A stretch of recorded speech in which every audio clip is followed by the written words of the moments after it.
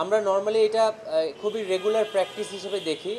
এর আগে অস্ট্রেলিয়া, তারপর ইংল্যান্ড, নিউজিল্যান্ড তাদের প্রতিনিধি দল পাঠায়। এবার সাউথ আফ্রিকা পাঠিয়েছে। খুবই রুটিন একটা রেগুলার একটা প্রোগ্রাম ছিল।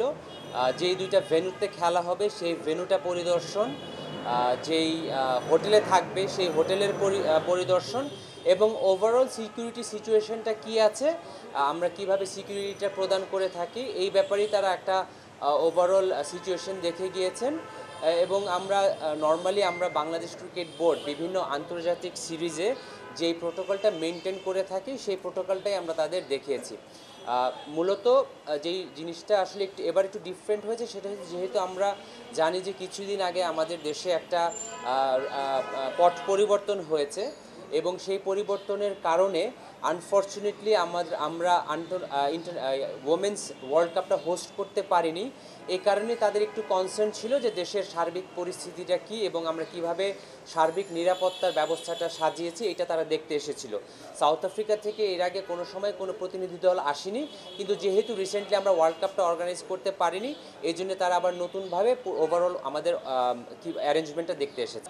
আমি ব্যক্তিগতভাবে এবং অন বিহাফ অফ বিসিবি দায়িত্ব নিয়ে এতটুকু বলতে পারি, বাংলাদেশ ক্রিকেট বোর্ড যখনই কোনো আন্তর্জাতিক টুর্নামেন্ট অর্গানাইজ করে এই ইভেন্টটা শুধুমাত্র বাংলাদেশ ক্রিকেট বোর্ডের থাকে না, এটা বাংলাদেশ গণপ্রজাতন্ত্রী বাংলাদেশ সরকার রেসপন্সিবিলিটি নেয়, বাংলাদেশের সমস্ত মানুষ রেসপন্সিবিলিটি নেয়। তো আমরা খুব দৃঢ়ভাবে বিশ্বাস করি ওভারঅল গত 2 দিনের যে আমাদের প্রোগ্রাম ছিল এই প্রোগ্রামের পর কারোরই অ্যাটলিস্ট বাংলাদেশের সার্বিক পরিস্থিতি এবং বাংলাদেশের ক্রিকেট বোর্ড এবং বাংলাদেশ গভর্নমেন্ট এজেন্সির যে নিরাপত্তা ব্যবস্থা রয়েছে এটা নিয়ে কারোরই কোনো সংশয় থাকা উচিত না, বা আমি মনে করি থাকবে না ইনশাল্লাহ।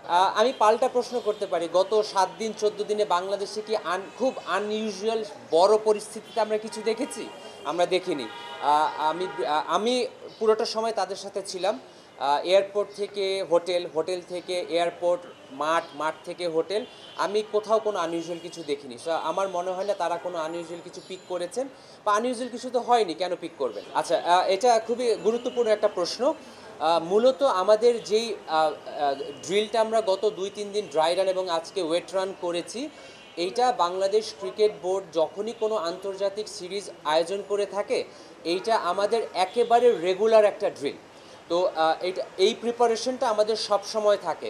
বিগত সময় হয়তো আমরা লাস্ট হয়তো 2011 ওয়ার্ল্ড কাপ এবং 14 ওয়ার্ল্ড কাপের সময় বড় পরিসরে করেছিলাম, কিন্তু আমরা সবাই জানি যে বাংলাদেশ পুলিশে বা বাংলাদেশ আর্মিতে কিছু বড় বড় পর্যায়ে রদবদল হয়েছে, এক জায়গার ডিপ্লয়মেন্ট আরেক জায়গায় গিয়েছে। তো যেহেতু কিছু পরিবর্তন রয়েছে সেটা আমরা আরেকবার ড্রাই রান করে দেখলাম, যাতে যারা স্টেক হোল্ডার আছে সিকিউরিটিতে তারা সব সময় তাদের যে দায়িত্বগুলো আছে সেই সংক্রান্ত দায়িত্বগুলো আবার একটা অনুশীলন করে দেখা, যারা নতুন ইনভলভ হয়েছে তারা আবার নতুন করে প্রোগ্রামটা করে থাকেন। এটা আমি আরেকবার আপনার রিপিট করতে চাই, এটা বাংলাদেশ ক্রিকেট বোর্ড যখনই কোনো খেলা আয়োজন করে এই প্রোগ্রামটা আমাদের একদম রেগুলার প্রোগ্রাম থাকে। হয়তো বিগত 5-7 বছরে যেহেতু প্রয়োজন হয় নাই, এটা আমরা অনুশীলন করি নাই, এইটা আমরা অনুশীলন করেছি।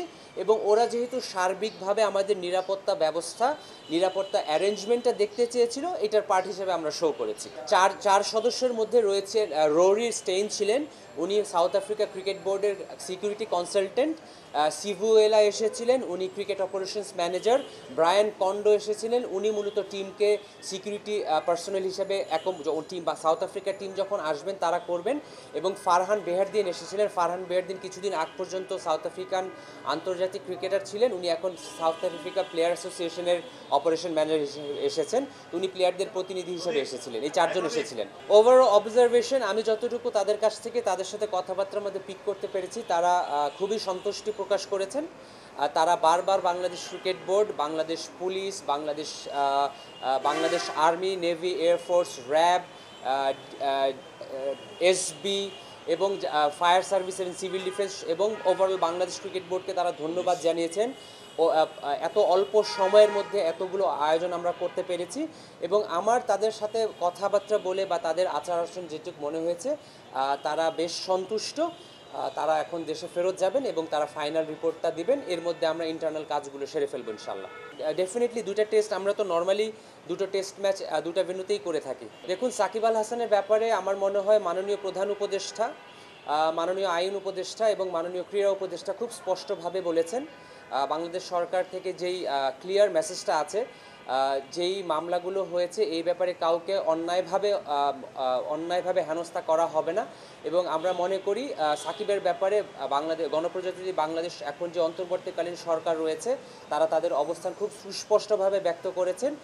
ইনজুরি সমস্যা না থাকলে এবং সিলেকশন জড়িত কোনো ইস্যু যদি না থাকে, এখন পর্যন্ত সাকিব আল হাসানের বাংলাদেশে যে হোম সিরিজ আছে এটা না খেলার কোনো কারণ আমি ব্যক্তিগতভাবে দেখছি না। সিলেকশন কমিটির দায়িত্ব, সামনে এই সিরিজের সিলেকশন যখন হবে তখন সিলেক্টররা টিম যখন ঘোষণা করবেন তখন কোন প্লেয়ার থাকবেন বা কোন প্লেয়ার থাকবেন না সেটা সম্পর্কে আমরা জানতে পারবো। এবং অলরেডি আমাদের এখন যে অন্তর্বর্তীকালীন সরকার রয়েছেন, মাননীয় উপদেষ্টাগণরা তাদের মনোভাব এবং সরকারের মনোভাব সুস্পষ্টভাবে প্রকাশ করেছেন। আমি ব্যক্তিগতভাবে কোনো সংশয় দেখছি না।